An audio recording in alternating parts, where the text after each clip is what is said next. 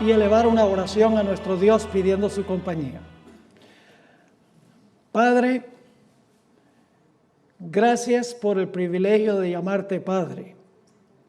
Eres el Padre de los padres, el Padre que siempre es un ejemplo perfecto, el Padre que siempre nos ama a pesar de nuestra rebelión, el Padre quien creó el universo a través de su amado Hijo Cristo Jesús.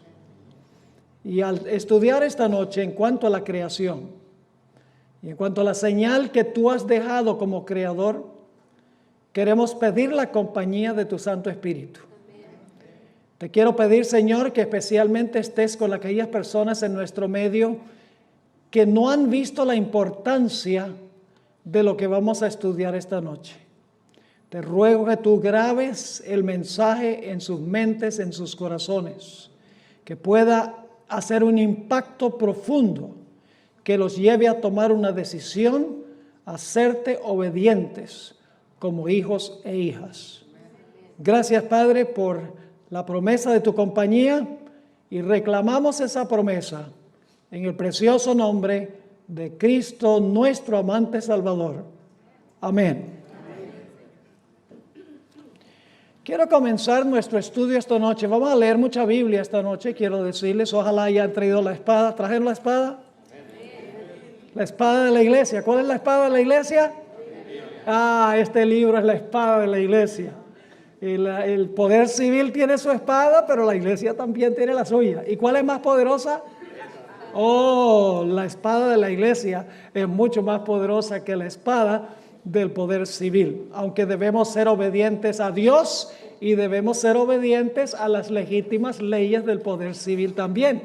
Debemos ser ciudadanos ejemplares que obedecemos las leyes de César, siempre y cuando no interfieran en nuestra relación con nuestro Dios. Vamos a comenzar nuestro estudio leyendo del Salmo 95 y los versículos 1 al 6, Salmo 95 y el versículo 1 hasta el versículo 6.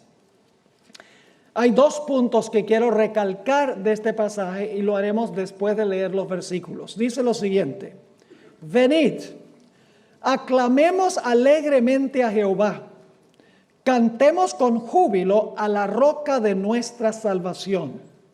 Lleguémonos ante su presencia con alabanza, aclamémosle con cánticos, porque Jehová es Dios grande y Rey grande sobre todos los dioses, porque en su mano están las profundidades de la tierra y las alturas de los montes son suyas. Suyo también el mar, pues él lo hizo y sus manos formaron la tierra seca. Venid, adoremos, postrémonos, arrodillémonos delante de Jehová, nuestro Hacedor. Ahora, los dos puntos que quiero recalcar de estos versículos es que nosotros adoramos a Dios porque Dios es el creador. Adoramos a Dios porque Dios es el creador. Vital enseñanza que se encuentra en toda la Sagrada Escritura. Fíjense que el versículo 5 dice: suyo también el mar, pues él lo hizo y sus manos formaron la tierra seca. Venid, adoremos y postrémonos, arrodillémonos. Tres formas de enfatizar lo mismo. Fíjense: adoremos, postrémonos, arrodillémonos delante de Jehová, nuestro Hacedor. ¿Por qué adoramos a Dios? Porque Dios es el creador. Otro versículo que enseña la misma lección lo encontramos en Nehemías, el capítulo 9 y el versículo 6. El libro de Nehemías, el capítulo 9 y el versículo 6 enseña la misma lección, que nosotros adoramos a Dios porque Dios es el creador. Ningún otro Dios es el creador, así que cualquier otro que profesa ser Dios es un falso Dios, no es un verdadero Dios. Dice Nehemías 9 y el versículo 6: tú solo eres Jehová. ¿Y por qué solo Él es Jehová? Sigamos leyendo. Tú hiciste los cielos y los cielos de los cielos con todo su ejército. Y no solo los cielos, porque dice la tierra y todo lo que está en ella, los mares y todo lo que hay en ellos. Y tú vivificas todas estas cosas y los ejércitos de los cielos te adoran. ¿Por qué los ejércitos celestiales adoran a Dios? Porque el versículo dice que Dios hizo los cielos de los cielos, e hizo también la tierra y todo lo que está en la tierra. Por eso es que se le rinde, ¿qué cosa? Adoración a Dios, porque Dios es el creador. Pero ahora viene un punto muy importante. Cuando Dios creó este mundo,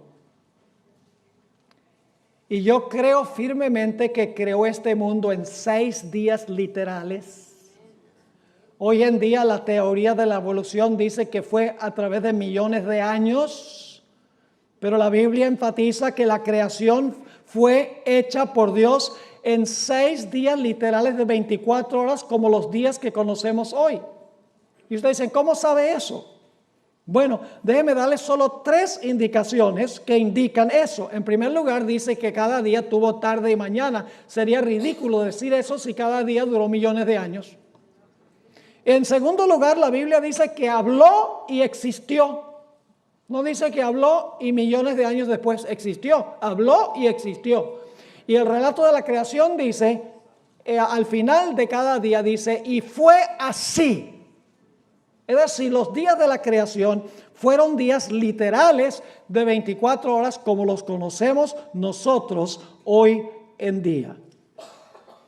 Ahora, al principio, cuando Dios creó este mundo, Dios estableció una señal indicativa que Él es el creador. Un recordativo que Dios es el creador. Un recordativo perpetuo de que Dios es el creador. Vamos a leer en cuanto a esa señal que hizo Dios para recordarnos que Él es el creador en Génesis 2, y vamos a leer los versículos 2 y 3. Génesis, el capítulo 2 y el versículo 2 y 3. Y acabó Dios en el día séptimo la obra que hizo. Y luego, ¿qué dice? Y reposó el día séptimo de toda la obra que hizo. Y bendijo Dios al día séptimo y lo santificó. Y ahora dice, ¿por qué Dios bendijo y santificó el séptimo día? Dice, porque en él reposó de toda la obra que había hecho en la creación. ¿Qué día bendijo Dios? El séptimo día. ¿Qué día santificó Dios? El séptimo día. ¿Ustedes creen que Dios bendijo el séptimo día para él? Dios es la fuente de toda bendición. Él no necesita un día bendecido.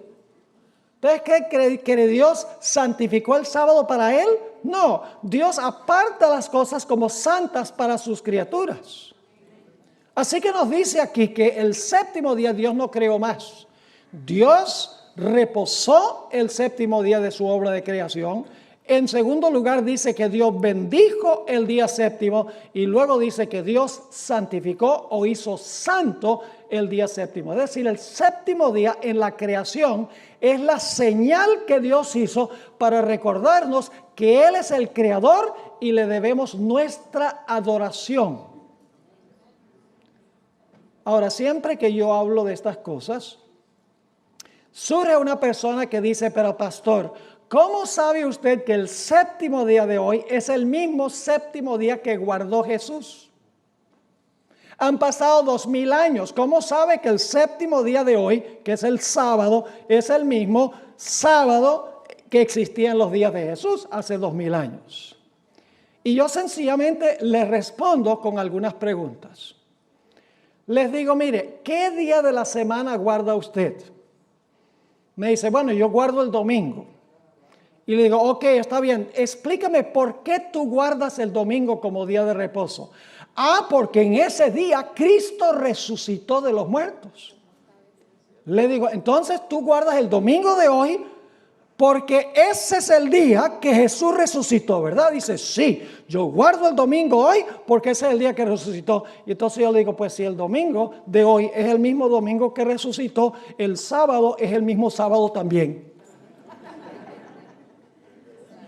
Porque usted no puede decir que el domingo es el mismo domingo de resurrección, pero el sábado se perdió y es otro día. ¿Me están entendiendo? Pero no falta una persona perspicaz que dice, pero ¿cómo sabe usted que el sábado que guardó Cristo es el mismo sábado de la creación? Porque entre la creación y la venida de Cristo pasaron 4,000 años. ¿Cómo sabe que el sábado que guardó Cristo, que es el mismo sábado de hoy, es el mismo sábado de la creación? Y yo sencillamente les digo, ¿saben por qué? Porque la Biblia dice que Cristo creó el sábado y Jesús no hubiera guardado el día equivocado.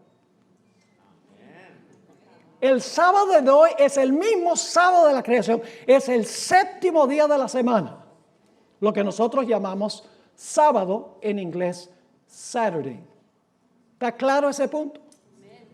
Así que Dios sencillamente trabajó 6 días, reposó el séptimo día de la semana, lo bendijo y lo santificó, lo apartó para el hombre. Y fíjense que cuando Dios lo apartó no había judío.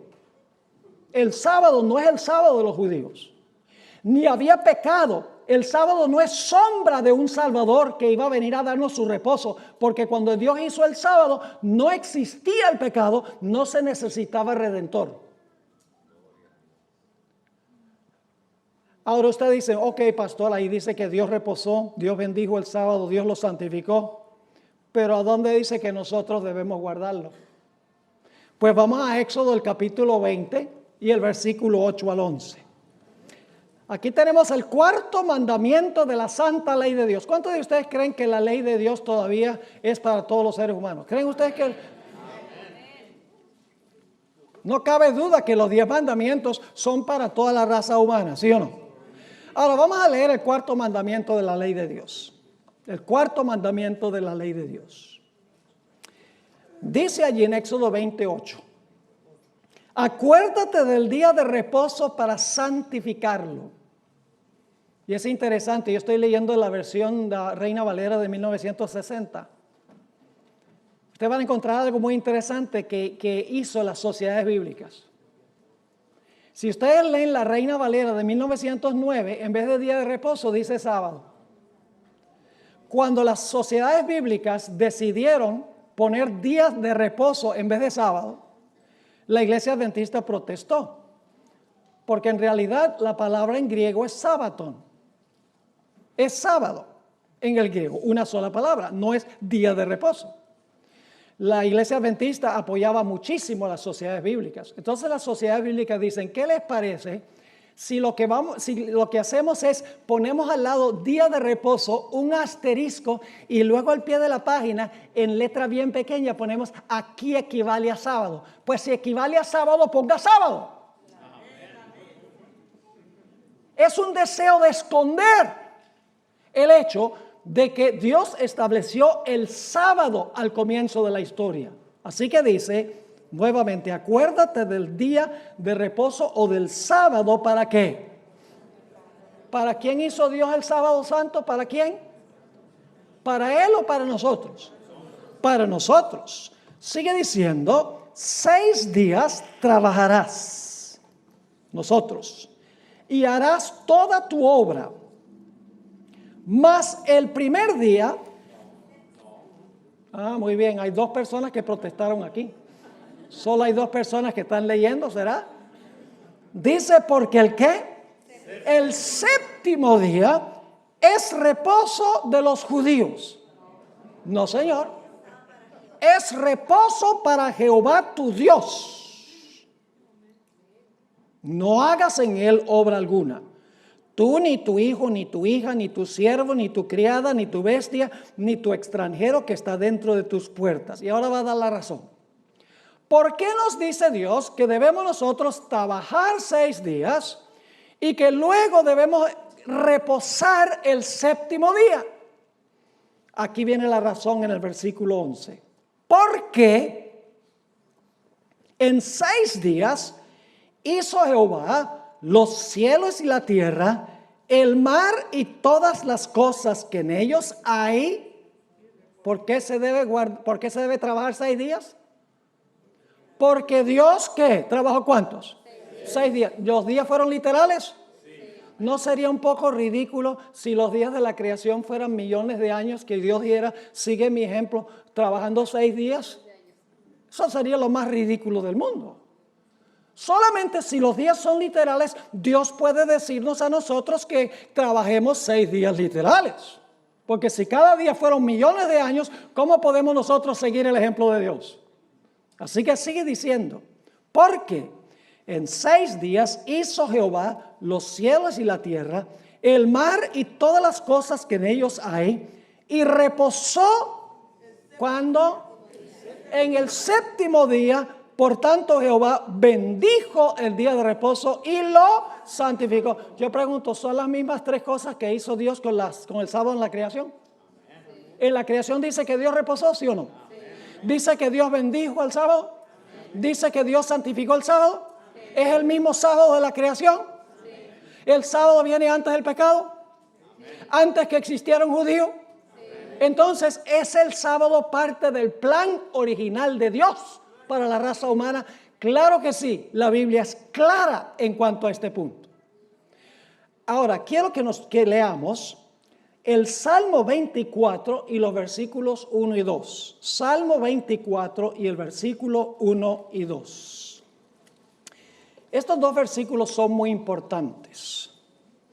Dice, de Jehová es la tierra y su plenitud. La palabra plenitud significa todo lo que está en el mundo, ¿ok? La tierra es de Dios y lo que está en la tierra es de Dios. De Jehová es la tierra y su plenitud, el mundo y los que en él habitan. Ahora, ¿por qué es que este mundo y todo lo que está en el mundo le pertenece a Dios? Versículo 2 lo dice. Dice, porque Él la fundó sobre los mares y la firmó sobre los ríos. ¿Por qué es que Dios es el dueño de esta tierra y todo lo que está en la tierra? Porque Dios, ¿qué hizo? Dios creó el mundo y todo lo que está en el mundo. Pero ahora escuchen la contradicción de muchas personas. Uno le dice, ¿de quién es la luz? De Dios. ¿Y por qué? Porque Dios hizo la luz. Muy bien. ¿De quién es el firmamento? De Dios. ¿Y por qué es de Dios? Porque Dios lo hizo. ¿De quién son las plantas y los árboles y las flores? De Dios. ¿Y por qué son de Dios? Porque Dios los hizo. ¿De quién son el sol, la luna y las estrellas? De Dios. ¿Y por qué son de Dios? Porque Dios los hizo. Las aves, ¿a quién le pertenecen? A Dios. ¿Por qué son de Dios? Porque Dios los hizo. ¿Los peces de quién son? Son de Dios. ¿Y por qué son de Dios? Porque Dios los hizo. ¿Los animales terrestres son de quién? De Dios. ¿Y por qué son de Dios? Porque Dios lo hizo. Los animales los seres humanos son de Dios. ¿Y por qué son de Dios? Porque Dios los hizo. Entonces yo pregunto, ¿de quién es el sábado? ¿Quién hizo el sábado? Entonces, ¿de quién es el sábado? Pero lo que dicen muchas iglesias es, sí, todo le pertenece a Dios, pero el sábado es de los judíos. No tiene ningún sentido, porque Dios creó el sábado cuando creó todo lo que hizo los primeros 6 días. Y si lo que hizo los primeros 6 días es de Él porque lo creó, el sábado también es de Él porque también lo creó. ¿Me estoy explicando? Ahora, vamos a Isaías 66, 22 y 23. Isaías 66, 22 y 23. Estos versículos describen el tiempo cuando Dios va a hacer un cielo nuevo y una tierra nueva. Note lo que dicen esos versículos. Esto es cuando ya se acabe el pecado.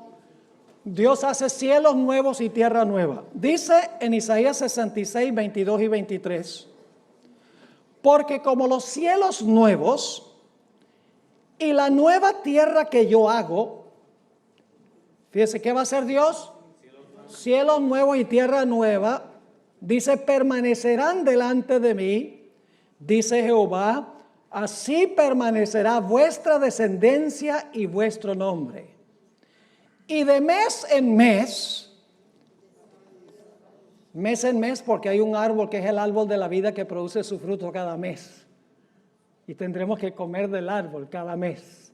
Pero no solamente dice cada mes, sino que dice de mes en mes y de día de reposo en día de reposo, es decir, de sábado a sábado, vendrán todos ¿a qué?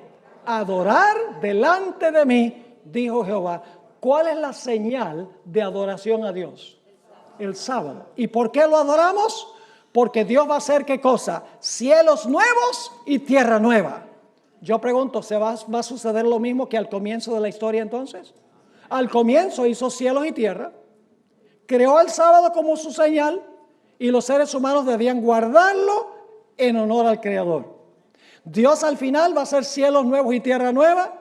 Su pueblo va a ir de sábado en sábado a adorar delante de Dios porque Él es el creador de todo, del cielo y de la tierra. Dios ha hecho una señal de que Él es el creador. Vamos a leer algunos versículos de la Biblia que presentan el sábado como la señal de Dios. Éxodo 31 y el versículo 16 y 17. Éxodo 31, 16 y 17. Ya hemos visto en Génesis que Dios creó la señal del sábado. ¿Cuándo creó la señal del sábado?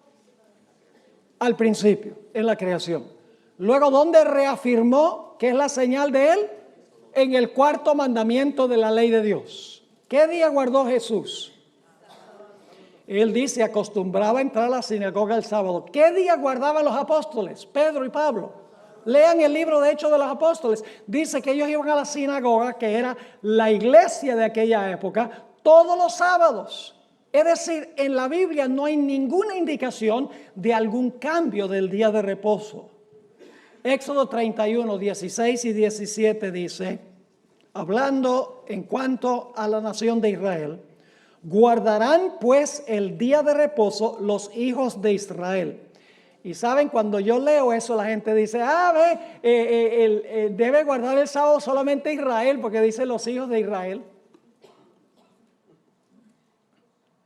Eso es muy interesante. Ahora déjenme preguntarles, ¿a quién le dio Dios todos los 10 mandamientos? ¿A quién se los dio? A Israel. Ellos eran los que estaban al pie del monte Sinaí. Dios le dio todos los 10 mandamientos ¿a quién? A Israel. Entonces el mandamiento que dice no tendrás dioses ajenos delante de mí es solo para Israel. El mandamiento que dice no hagas imagen ni te inclines ante las imágenes solo era para Israel.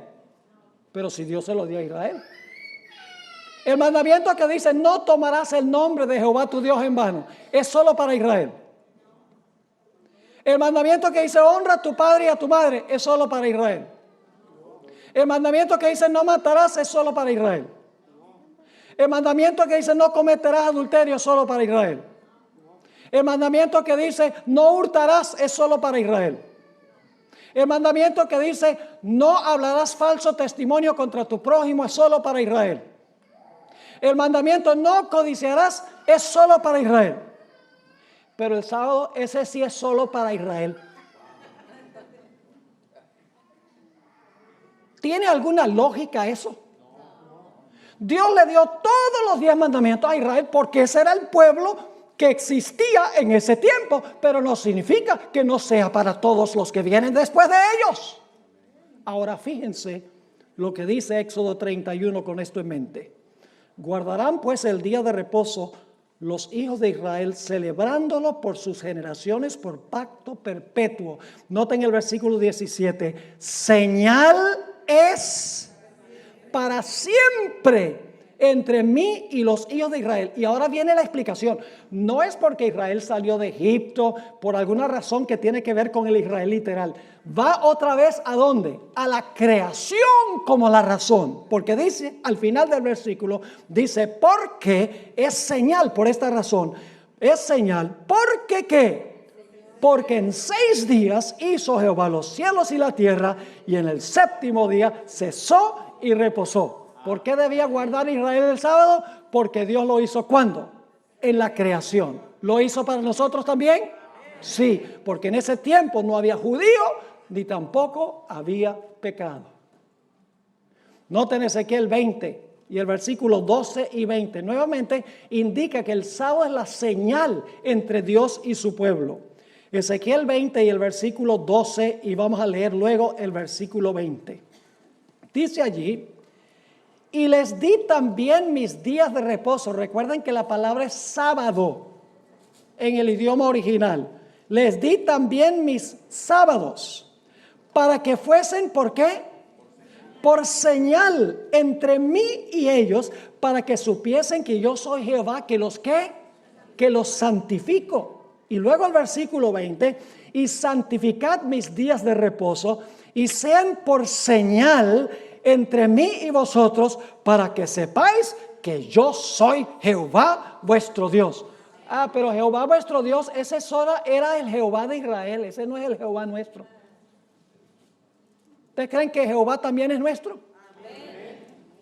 Entonces, ¿por qué la gente dice, aquí dice, bueno, el sábado es la señal entre Dios e Israel para que supieran que Jehová es su Dios, pero hoy en día esa señal no existe como indicativo entre Dios y su pueblo? No tiene sentido, mis queridos amigos y hermanos.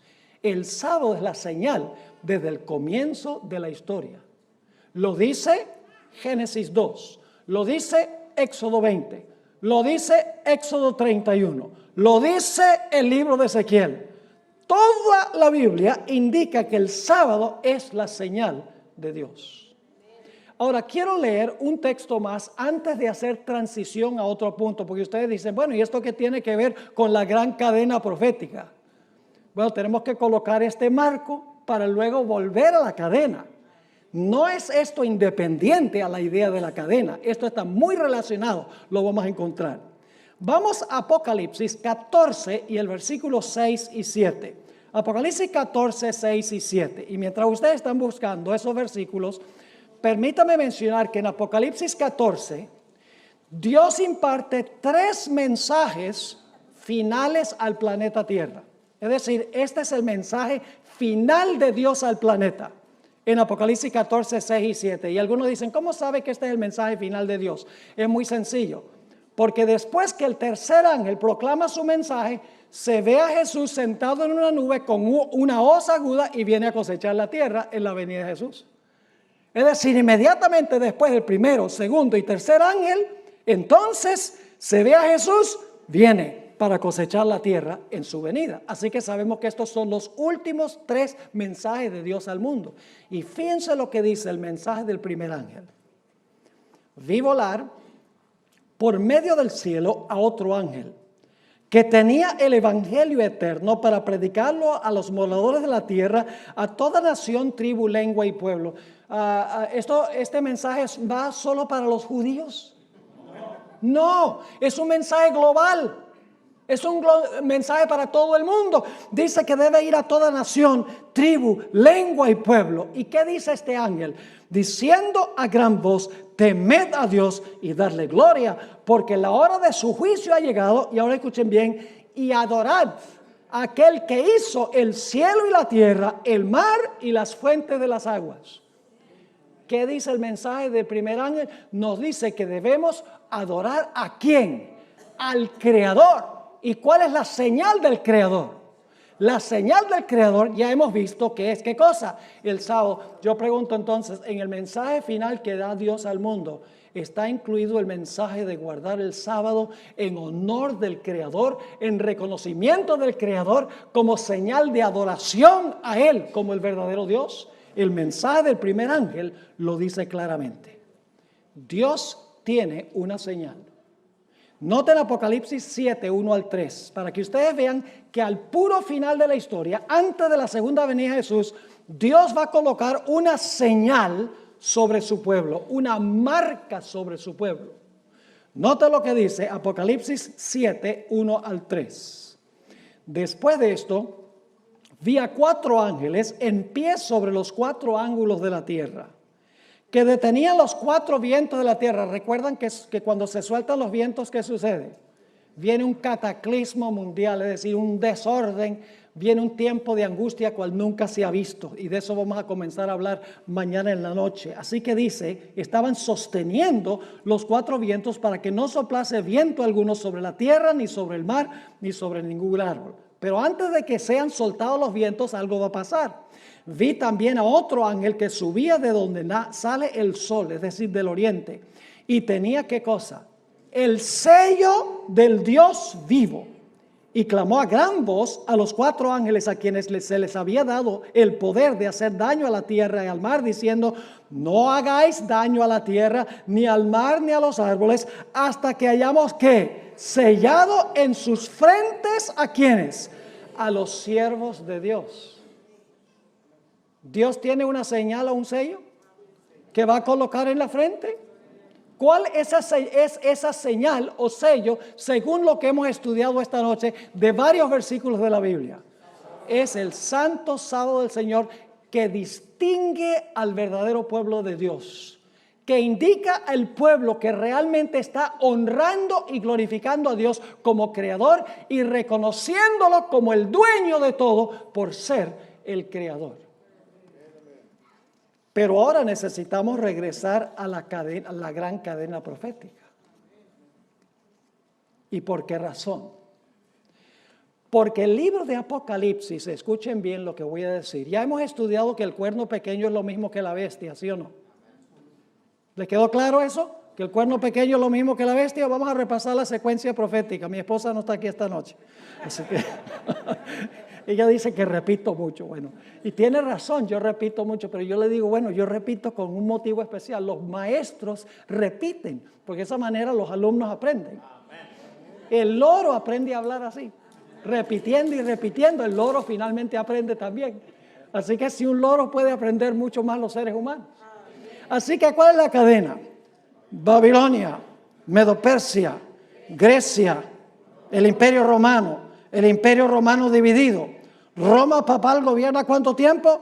1260 años. 1798 recibe ¿qué? Una herida mortal. En el mismo tiempo se levanta ¿qué? Otra bestia. ¿Que representa qué nación? Los Estados Unidos. Y luego, después de un tiempo, esa bestia va a ayudar a la primera bestia a recuperar su poder. ¿Quién es esa bestia que recibe la herida mortal y cuya herida mortal se va a sanar? Esto lo estudiamos en los primeros 3 temas. No cabe duda que representa a Roma papal, no las personas en la Iglesia Católica. Quiero volver otra vez a enfatizar ese punto, porque la Iglesia Católica está llena de gente que ama a Dios. Está llena de gente que sirve a Dios con toda su alma. No tienen todo este conocimiento, porque sencillamente han escuchado lo que enseñan sus líderes espirituales. No han mirado lo que dice la Biblia por sí mismos. Pero cuando escuchan esto dicen, wow, yo no sabía eso. Y se unen al pueblo remanente de Dios cuando conocen la verdad. Así que quiero que recordemos que la bestia en Apocalipsis es lo mismo que el cuerno pequeño. ¿Qué pensó el cuerno pequeño que podía hacer? En Daniel 7:25 dice que la bestia pensó que podía inclusive cambiar ¿qué? Cambiar la ley de Dios, los 10 mandamientos en alguna manera. Ahora vamos a leer Apocalipsis, el capítulo 14 y el versículo 9 al 11. Apocalipsis 14 y el versículo 9 al 11. Este es el mensaje del tercer ángel. El mensaje del primer ángel instaba a la gente a hacer ¿qué cosa? ¿Adorar a quién? Al Creador. ¿Lo captaron o no? El mensaje de Apocalipsis 14, 6 y 7 llama a todo el mundo a adorar al Creador. ¿Y cuál es su señal? El sábado. Pero el tercer mensaje nos advierte de no adorar a otro poder, que es contrario a Dios. Y ese poder también tiene su marca. Noten lo que dice Apocalipsis 14, 9 al 11. Y el tercer ángel lo siguió diciendo, es decir, siguió a los primeros 2 ángeles, diciendo a gran voz, si alguno, ¿qué cosa? adora, yo pregunto, si la gente va a adorar a la bestia, ¿van a considerar que la bestia es Dios? ¿O que que ocupa el lugar de Dios? ¿Van a creer que la bestia ocupa el lugar de Dios? Si están adorando a la bestia, ¿cómo no? ¿Y cuál es la señal de la adoración al Creador? Qué interesante. Así que dice, si alguno adora a la bestia y a su imagen y recibe la ¿qué?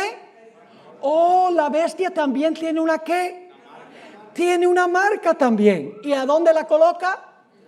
Oh, en la frente, dice, o en la mano derecha. ¿Qué va a pasar con esas personas que reciban la señal o la marca de la bestia y los que adoran a la bestia?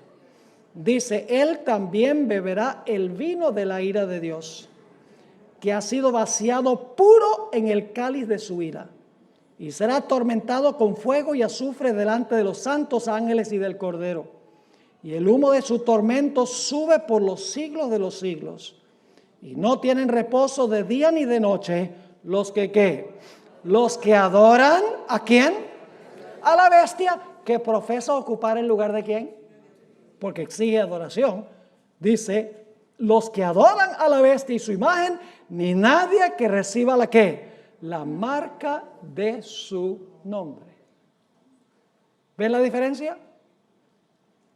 Adoramos a Dios. ¿Por qué adoramos a Dios? Porque es el Creador. ¿Cuál es la señal del Creador?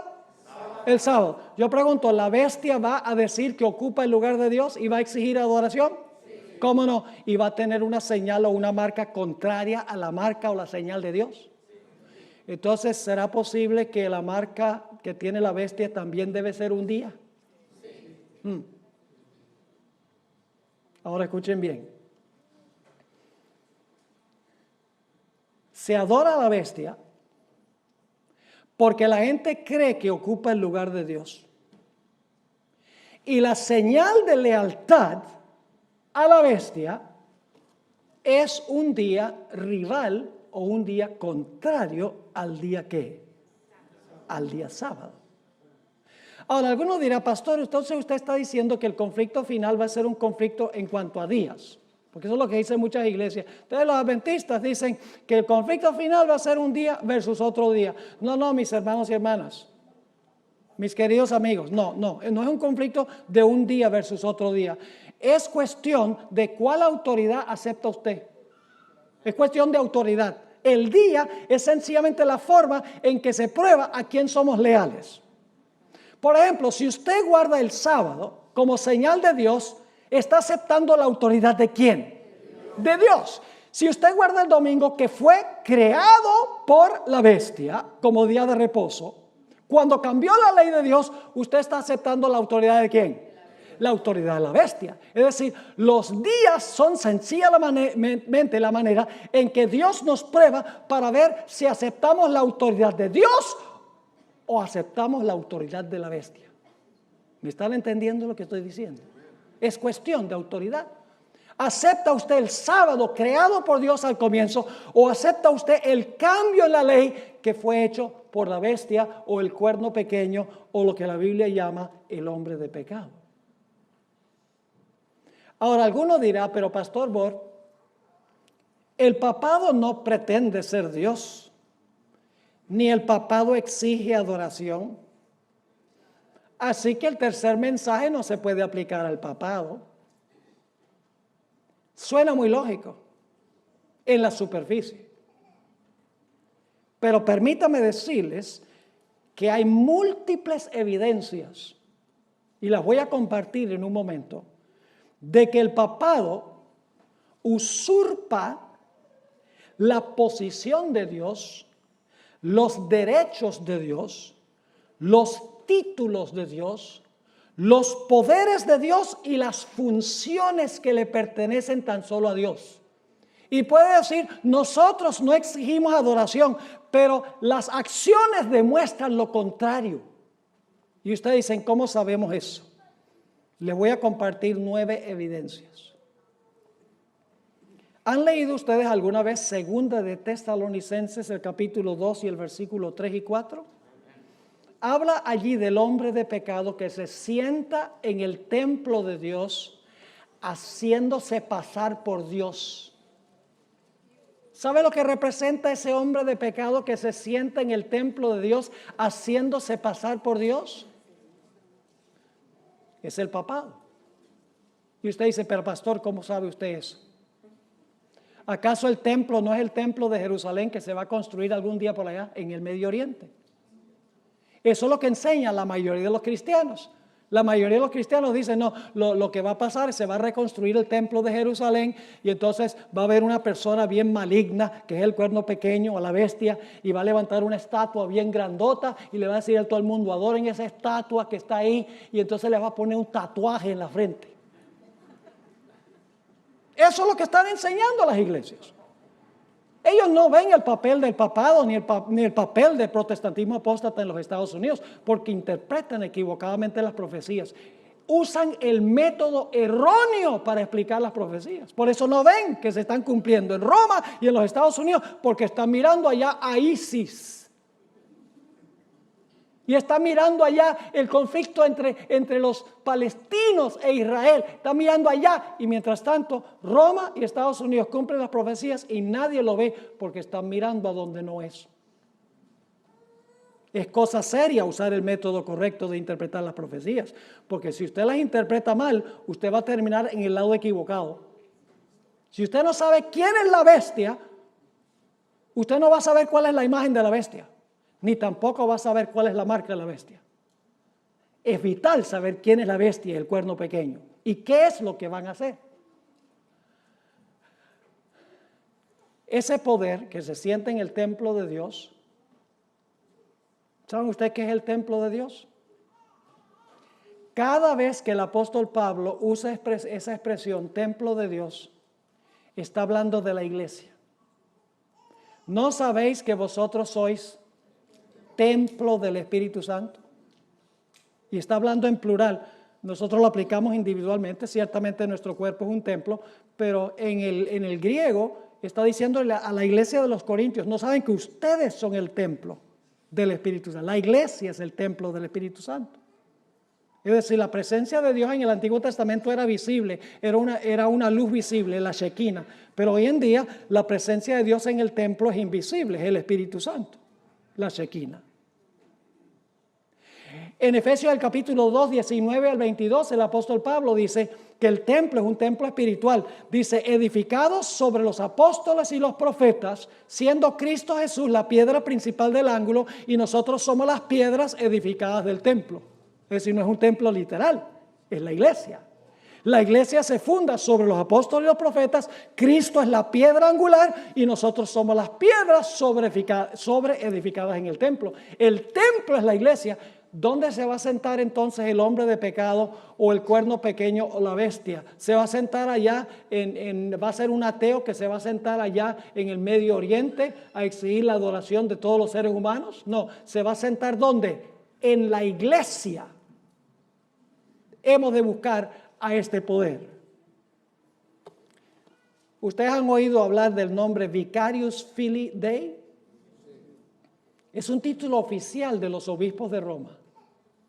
Significa vicario del Hijo de Dios. ¿Sabe lo que es un vicario? Un vicario, la palabra vicario significa uno que ocupa el lugar de. Es decir, el Papa dice, yo soy Vicarius Christi, ese es otro nombre que se usa, Vicarius Christi. Soy, en otras palabras, el que ocupa el lugar de Cristo en la tierra. ¿Es eso bíblico? Que un hombre ocupa el lugar de Cristo en la tierra. Mis hermanos y hermanas, la Biblia dice que el que ocupa el lugar de Cristo en la tierra es el Espíritu Santo. Jesús dijo, yo me voy. Y si me voy, les voy a mandar a alguien que me represente, el Espíritu Santo, no un ser humano. Así que este poder, cuando dice que ocupa el lugar de Cristo en la tierra, está ocupando el lugar del Espíritu Santo y el lugar de Cristo. Cosa seria.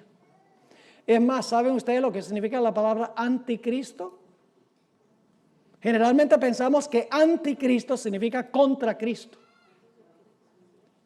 Pero la palabra anticristo se compone de dos palabras griegas, una preposición anti y el sustantivo Christos, anticristos.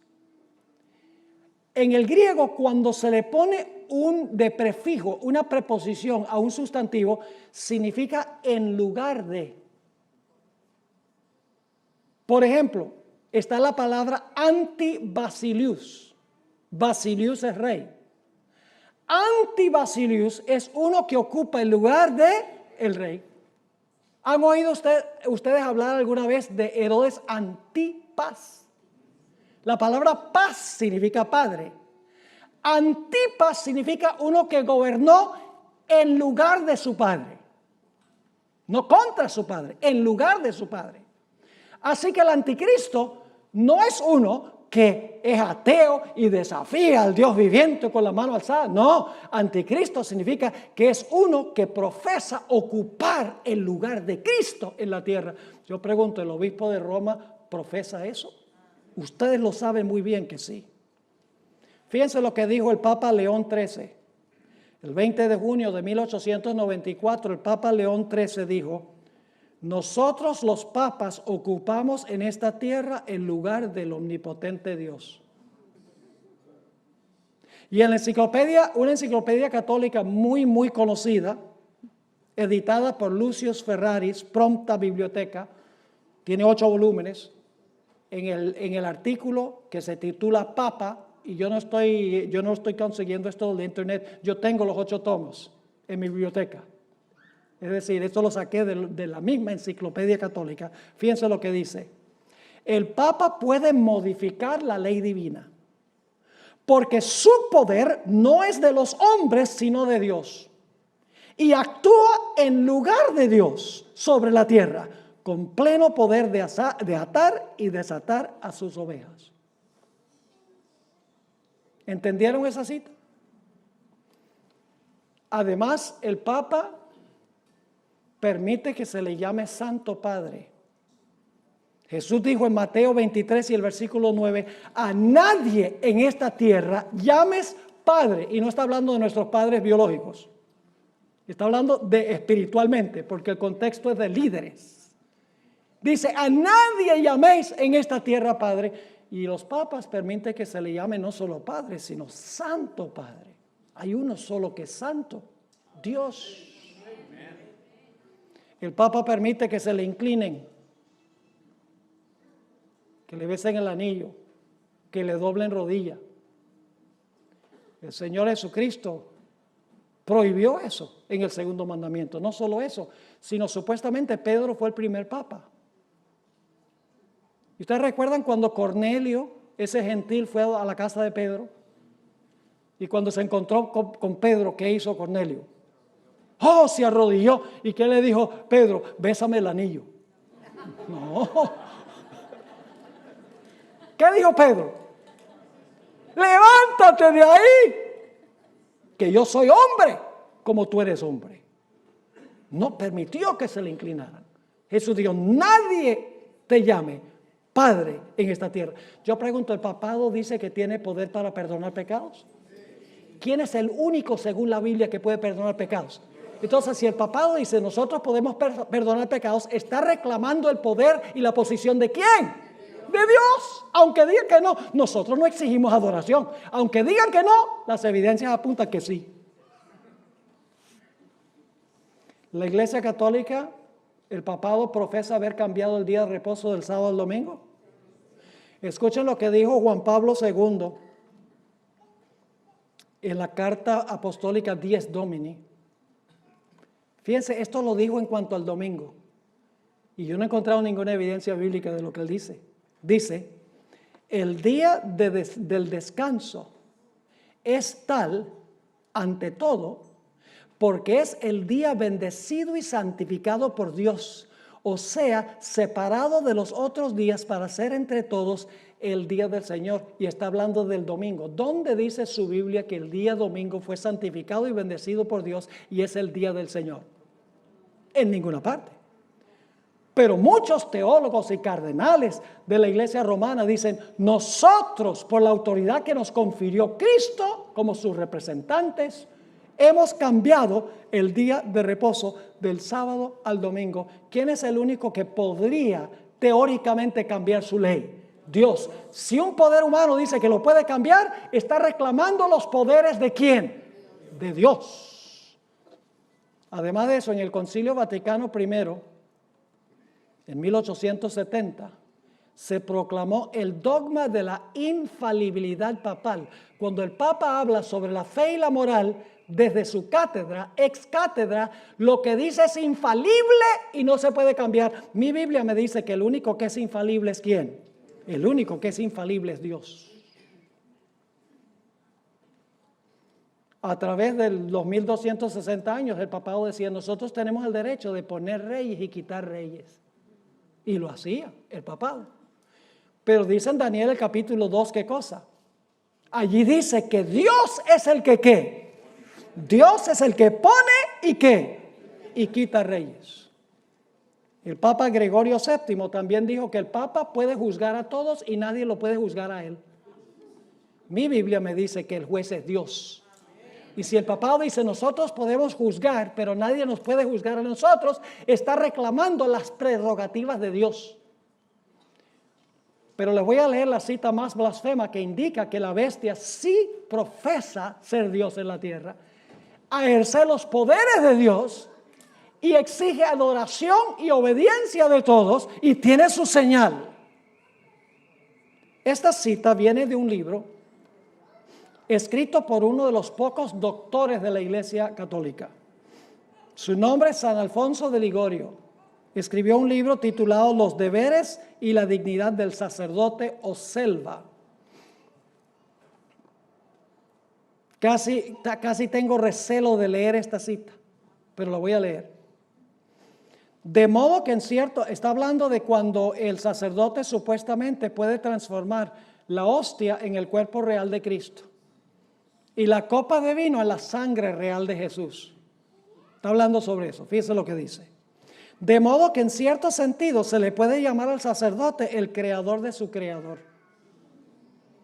Ya que cuando pronuncia las palabras de consagración, crea, por así decirlo, a Jesús en el sacramento, dándole una existencia sacramental y ofreciéndolo como víctima al Padre Eterno. Así como en la creación, bastó que Dios dijera, sea hecho y fue hecho, Él habló y existió.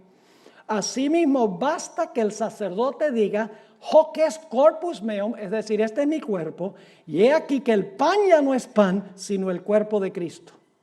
El poder del sacerdote, según San Bernardino de Siena, es el poder de una persona divina. ¿El poder del sacerdote es qué? El poder de una persona divina.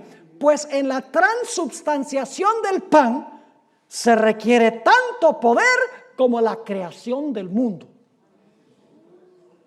Eso es blasfemia. Yo pregunto entonces, ¿la bestia exige adoración por más que diga que no? ¿Y cuál es la señal? ¿Cuál es la señal que tiene? Que el Papa Francisco I está queriendo decir, mire, hay que darle descanso a los pobres el domingo. La familia necesita un día familiar el domingo. El planeta necesita un día para descansar por el problema del cambio climático el domingo. ¿Por qué creen ustedes que está diciendo domingo, domingo y domingo y domingo? Porque ese es el día que identifica el poder de la Iglesia romana. Porque si pudo cambiar la ley de Dios, según ellos, es indicación de que tiene poder ¿qué? Que tiene poder divino. ¿Me están entendiendo lo que estamos estudiando esta noche? Ahora, ¿dónde estamos nosotros en la secuencia profética? ¿Dónde estamos nosotros en la cadena profética? ¿Ya la herida mortal la recibió la bestia? ¿Ya se levantó los Estados Unidos? Hemos tenido un periodo de 218 años de relativa paz. Sí. Pero ¿qué dice la profecía? La profecía dice que la bestia fue herida de muerte, pero su llaga de muerte fue ¿qué? Sanada. ¿Se va a recuperar el papado su poder, su dominio mundial? Sí, ya hemos identificado la bestia. Dice, la herida mortal fue sanada y se maravilló todo San Diego. San Diego también. Dice, se maravilló toda la tierra en pos de ¿qué? En pos de la bestia. Ahora yo pregunto, ¿qué es lo que impide que el papado recupere su poder? Todavía no tiene su poder, porque cuando lo recupere va a ser lo que hizo en el pasado. En el pasado persiguió a los que no estaban de acuerdo con las enseñanzas de la iglesia. Si va a recuperar su poder, va a hacer eso de nuevo. ¿Qué es lo que impide hoy que el papado recupere el poder que perdió para perseguir a los que no están de acuerdo con ella?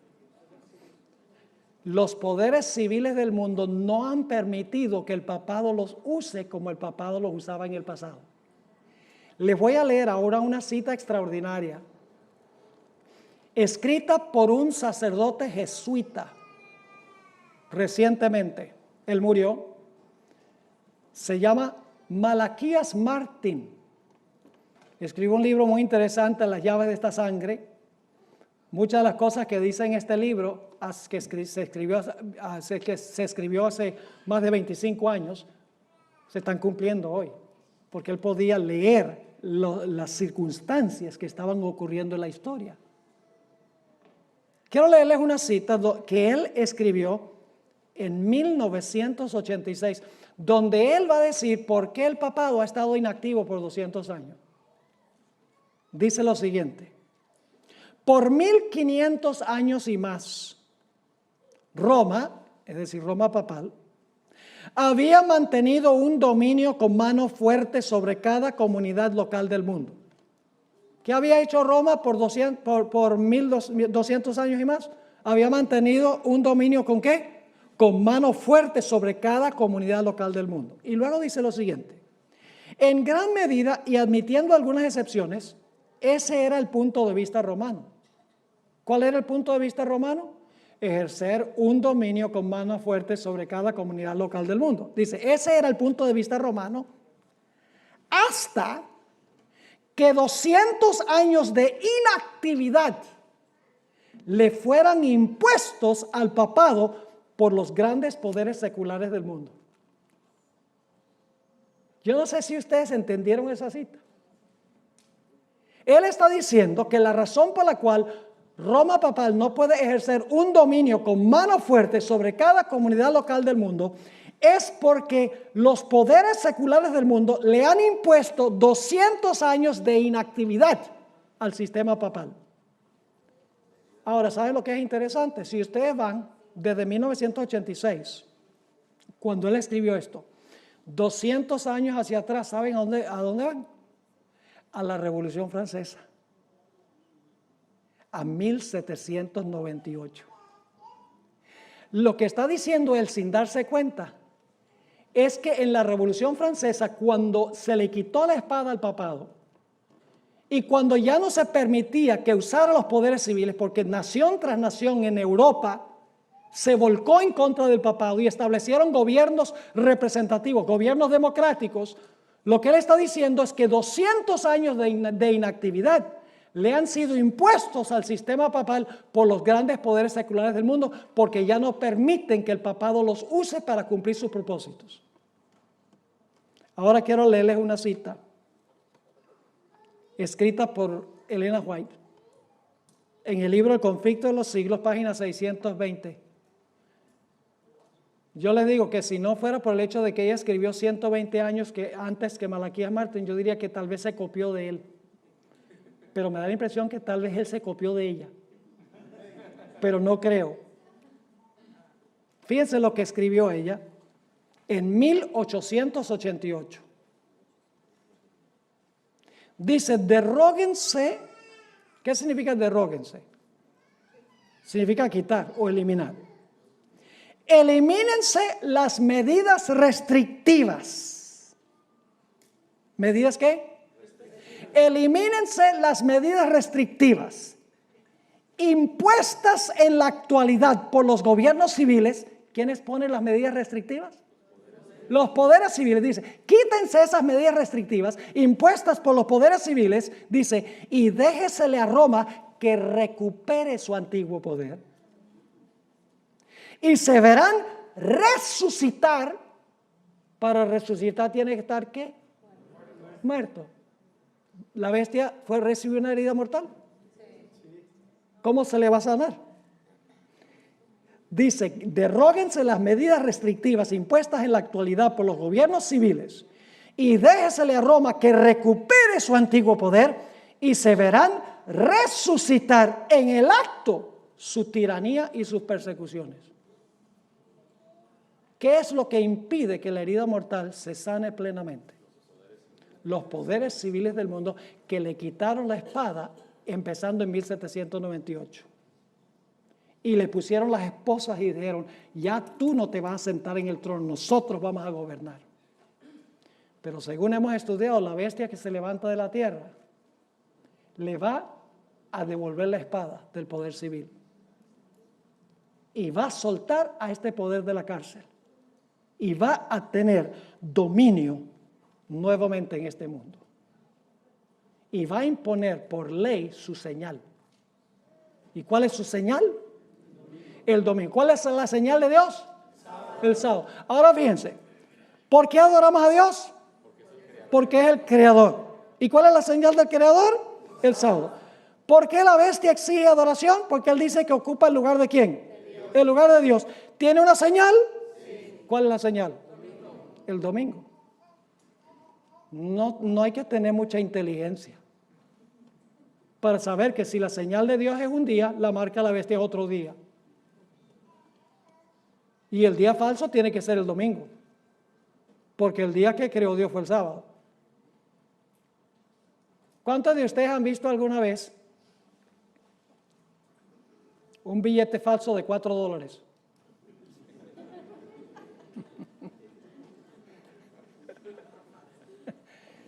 Imagínense cuánto dinero podrían ganar los falsificadores si hicieran un montón de billetes falsos de $4. ¿Por qué no hay un billete falso de $4? Porque no hay uno genuino. ¿Qué viene primero, los genuinos, luego los falsos, o los falsos y luego los genuinos?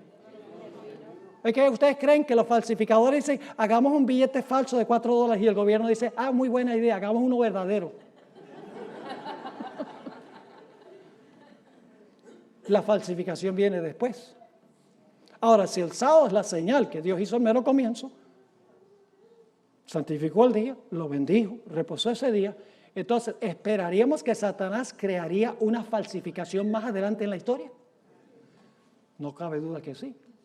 Y el domingo es la falsificación. Y escuchen bien, veo señales que la herida se está sanando. Yo estuve en Filadelfia en septiembre del año pasado cuando vino el Papa. Impresionante. Ustedes saben que el presidente Obama le pidió al Papa que lo ayudara a establecer relaciones diplomáticas con Cuba. Los Estados Unidos cooperó con el papado para derrocar lo que antes era la Unión Soviética, la cortina de hierro. El Papa visitó la Casa Blanca y tuvo una audiencia privada con el presidente Obama. Por primera vez en la historia de los Estados Unidos dio un discurso ante el Pleno del Congreso de los Estados Unidos. No solo eso, sino que dio un discurso ante las Naciones Unidas, 193 naciones allí, y cuando terminó su discurso sobre la necesidad de implementar el Plan 2030, que pueden ustedes buscar qué es ese Plan 2030, es eliminar el problema del cambio climático, eliminar la pobreza y restaurar la familia de aquí al año 2030. Y hay un montón de prescripciones y prohibiciones que se le dan a las naciones para que poder cumplir ese objetivo. Restricciones increíbles que se están proponiendo. Y cuando el Papa terminó de dar su discurso, los representantes de las 193 naciones ratificaron que ellos estaban de acuerdo con lo que él dijo, parándose y aplaudiendo incansablemente el discurso del Papa Francisco I. Y cuando vi las muchedumbres, cómo halagaban a Francisco I, en este país, el país a donde se estableció separación de iglesia y Estado, un país a donde se reconoce que hay dos reinos, sí, pero no funcionando juntos, sino separados. De verdad que me di cuenta que poco a poco el mundo se está maravillando en pos de este sistema. Ahora quiero terminar compartiendo esto. Yo crecí en el país de Venezuela. La gente me pregunta que por qué hablo español más o menos bien. Yo me burlo un poquito de los que hablan español en la oficina porque siempre tengo que corregirles la ortografía. Crecí allá, estudié toda mi escuela primaria allá en la ciudad de Caracas, Venezuela. Y yo recuerdo en 1960 cuando John Kennedy estaba postulándose para presidente de los Estados Unidos. En todas las iglesias se decía, por primera vez puede haber un presidente católico en los Estados Unidos y si eligen a Kennedy va a haber una ley dominical. Yo recuerdo eso muy bien. Y todos andaban asustados porque podía haber un presidente católico en los Estados Unidos. La gente estaba asustada. Ahora, en esa época, en los Estados Unidos, la población tenía grandes sospechas del papado. Es decir, no les gustaba la idea de que quedara un presidente católico. Tenían temor y miedo porque recordaban la historia, la trayectoria del papado. Yo quiero leerles una cita de un apologista católico, pionero de radio y televisión de la Iglesia Católica, un arzobispo con el nombre de Fulton Sheen. Posiblemente ese nombre no signifique nada para ustedes en estos momentos, pero en esa época, en 1955, era un fenómeno. Aparecía por televisión, que era algo raro en esa época, enseñando doctrina católica. Tenía mucho carisma. Y lo que decía parecía tener mucho sentido. Y tenía gran sintonía. En 1955, él salió por el radio y habló las siguientes palabras. Recuerden que en esa época, la gente de los Estados Unidos le tenía sospecha al papado, no quería nada que ver con el papado. Y tomando eso en cuenta, Fulton Sheen, quien defendía la iglesia romana, dijo lo siguiente: si yo no fuera católico y estuviera buscando la verdadera iglesia en el mundo hoy, buscaría la iglesia que no se lleva bien con el mundo. Qué interesante. ¿Ustedes creen que él diría eso hoy? No. Sigue diciendo. En otras palabras, buscaría la iglesia que el mundo aborrece, porque en esa época el mundo aborrecía este sistema. Mi razón en hacer esto sería que si Cristo está presente en alguna de las iglesias del mundo actual, entonces debería ser odiado así como lo fue cuando anduvo sobre la tierra en la carne. Si usted desea descubrir a Cristo hoy, entonces busque la iglesia que no se lleva bien con el mundo. Busque una iglesia que es aborrecida por el mundo, así como Cristo fue aborrecido por el mundo. El único problema es que el papado ya no es aborrecido por el mundo. ¿Qué escribiría hoy? Escribiría, busque la iglesia que es más popular con el mundo. Porque las circunstancias en los Estados Unidos de América han cambiado.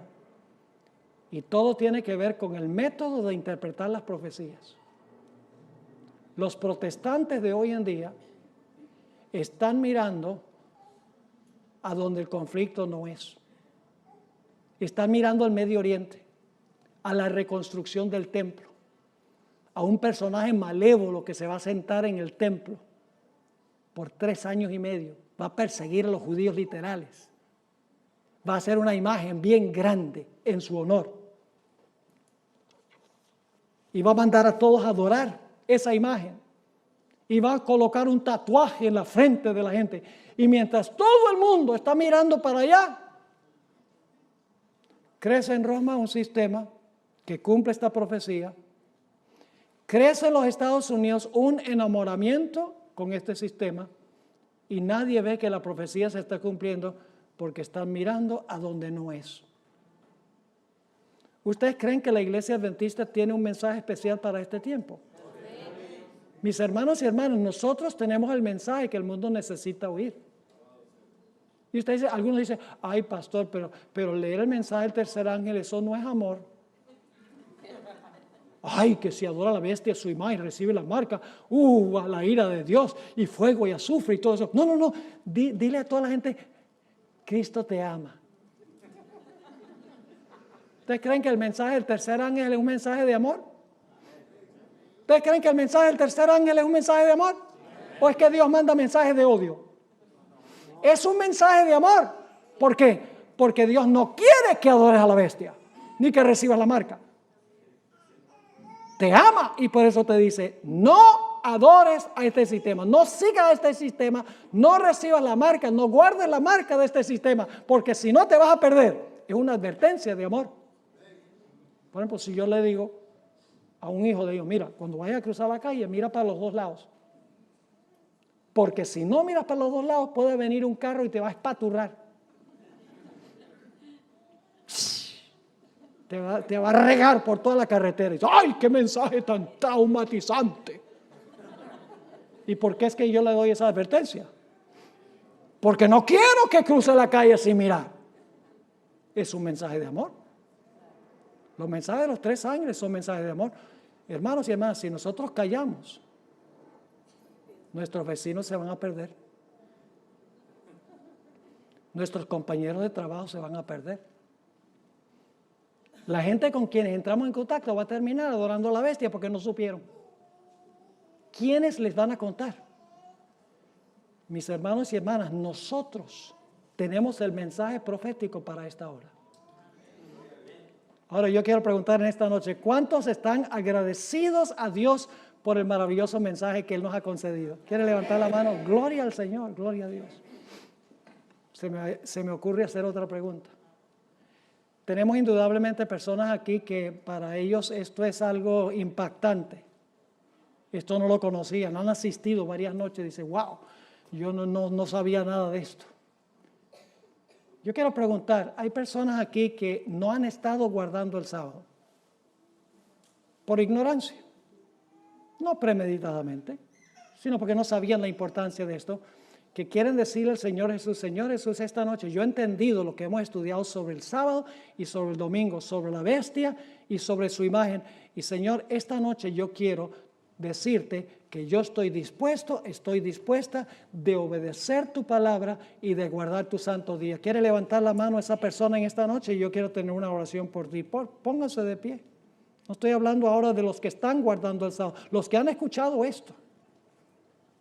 Y tal vez no lo entendían. Dice, wow, esto es nuevo para mí. Ahora reconozco la importancia del sábado. Gloria a Dios, tenemos varias personas. ¿Alguien más? Esto no es una obligación. Es un privilegio que Dios nos concede. Pararnos en favor de la verdad en público si es necesario. ¿Alguien más quiere en esta noche decir, sí, yo también? ¿Podría pedirle un favor? ¿Por qué no viene aquí adelante? Yo voy a bajarme acá. Yo quiero tenerlo cerquita para tener una oración con ustedes en esta noche. Gloria a Dios. Tenemos que decidir hoy a quién vamos a servir. ¿A Jehová o a la bestia? Gracias a Dios que tenemos un buen grupo que ha dicho, vamos a servir a Jehová. Yo y mi casa serviremos a Jehová. Gloria a Dios. Qué lindo grupo. ¿Alguien más en esta noche? No vamos a alargar el llamado, ya el tiempo se fue, pero se me ocurre pensar que hay otras personas aquí que ustedes saben que lo que hemos presentado es la verdad, lo hemos presentado directamente de la Escritura. No te pongas a pensar de lo que va a decir tu familia o lo que va a decir o los problemas del trabajo. Algunos dicen, ay, pero sí, ¿cómo voy a hacer para guardar el sábado? Mire, Dios no nos pide que guardemos el sábado y luego nos va a desamparar, nos va a ayudar para que podamos guardar su sábado y también tengamos nuestro trabajo. Si nosotros somos fieles a Dios, Dios será fiel con nosotros también. Solo unos pocos segundos más y luego vamos a tener una oración en esta noche para pedir que Dios bendiga esta decisión que no es fácil tomarla. Bien, gloria a Dios, me alegra el corazón ver este grupo hermoso esta noche que ha respondido al llamado del Señor. Si alguien durante la oración quiere unirse a este grupo, siéntase libre de pararse, venga y únase a este grupo antes que termine esta reunión. No va a ser más fácil en el futuro. Puede ser que, bueno, yo tomo mi decisión después. Mientras más la demora, más difícil es. Es preferible tomar la decisión ahora. La Biblia dice, hoy es el día de la salvación. Si hoy oyeres su voz, no endurezcas tu corazón. No mañana, ni pasado mañana, ni dentro de un mes, ni dentro de un año. Hoy es el día que tenemos que tomar esa decisión. Oremos. Padre, gracias te damos por el glorioso mensaje de tu palabra. Gracias te damos, Padre, por tu santo sábado. No un día de restricciones y prohibiciones, un día de miseria, sino un día lleno de gozo cuando podemos retirarnos por 24 horas de todo lo nuestro para enfocarnos solamente en tu grandeza, en tu amor, como nuestro gran Dios. Te doy gracias, Padre, por estas personas que han escuchado tu mensaje y han respondido en esta noche. Te ruego, Señor, que tú las acompañes y que esta decisión pueda ser una decisión firme que perdure. No permitas que nadie ni nada los desanime. Te doy gracias también por las personas que se han reunido acá. Algunas no han respondido al llamado. Yo sé que deberían haberlo hecho. Te ruego, Señor, que tú continúes por medio de tu Espíritu trabajando con sus corazones y que puedan, antes de terminar esta serie de conferencias, también tomar su decisión. Gracias, Padre, por responder esta oración, porque te lo imploramos en el precioso nombre de Cristo, nuestro Salvador. Amén.